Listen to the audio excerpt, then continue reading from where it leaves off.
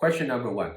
Why is it, in a world of great abundance, perhaps the greatest abundance that we've seen in human history, we are all so stressed out? Question number two. How do we, in a time of great technological change and globalization, avoid obsolescence? These are the questions on the minds of the students of today and the graduates of tomorrow. Hi, I'm Zheng Huang, and I'm here to talk to you about the skill sets for the future. For centuries and centuries, we learned all the skill sets needed to survive and thrive from our parents or from a master as we apprentice ourselves to learn that skill set.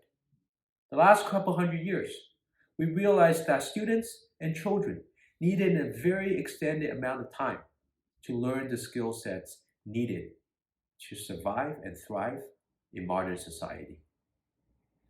Elementary school, junior high, high school, community college, and then advanced degrees.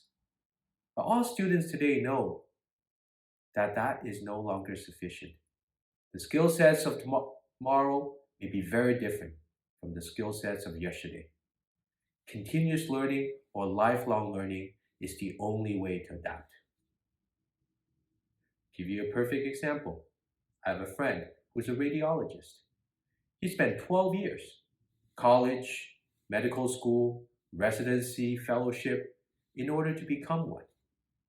Now, traditionally, it's one of the safest and highly respected job professions.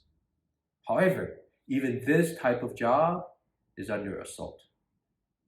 Because of globalization, hospitals are actually showing some of the x-rays to doctors in lower cost areas, like in India, so that they can take a first look.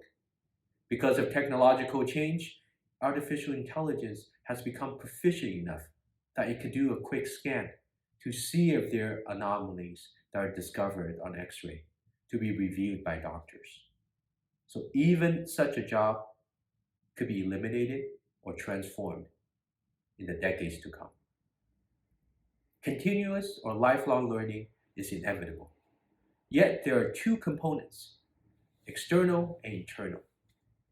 I have 3 degrees from Stanford and an MBA from Harvard.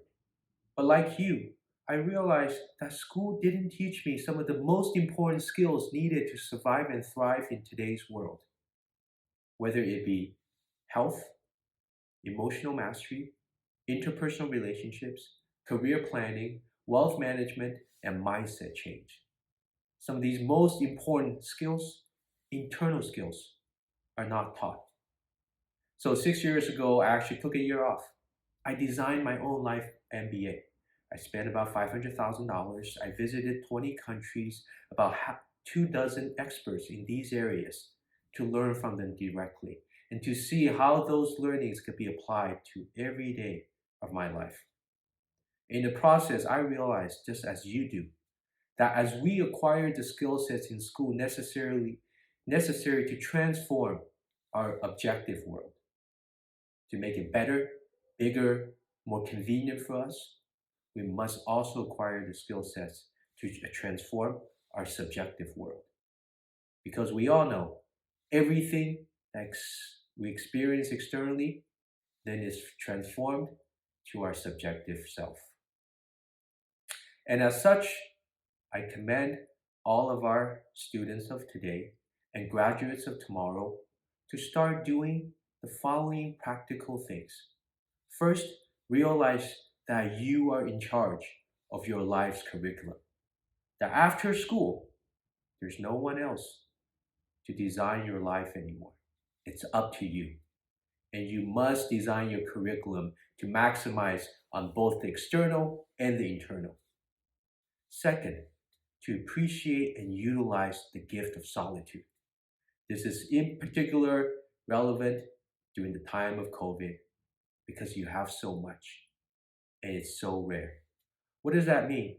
Solitude is not loneliness. Solitude is having time for yourself to acquire the skill sets needed to survive and thrive in today's world. Whether it be a new foreign language, a new programming language, or understanding body language more, understanding facial and micro expressions, understanding and improving your emotional intelligence. These are the skill sets that will allow you to continue to not only lead for yourself, but to lead for others. As Marcus Aurelius said more than 2 centuries ago, we have control over our minds and not the outside world. And when you realize this, you will have true strength.